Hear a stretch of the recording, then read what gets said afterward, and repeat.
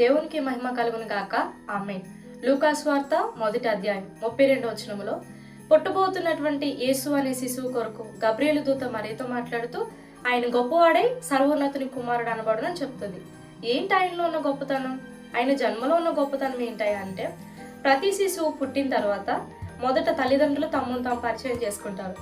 వారి ద్వారా శిశువు ప్రపంచాన్ని తెలుసుకుంటారు. కానీ యేసు అనే శిశువు పుట్టుకు మునిపే తల్లిదండ్రులకు తన్ను తాను పరిచయం చేసుకున్నారు. ప్రపంచానికి నేను రాబోతున్నాను అని కొన్ని వందల సంవత్సరాలుగా తెలియచేసుకుంటూ వచ్చారు.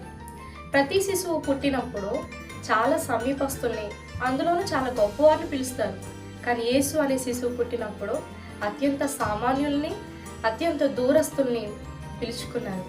ప్రతి శిశువు పుట్టారు అనడానికి సాక్ష్యంగా అయితే మనుషులు లేదా కొన్ని పత్రాలు ఉంటే, యేసు అనే శిశువు పుట్టినందుకు సాక్ష్యంగా ఆకాశంలో తార సాక్షిగా మారింది.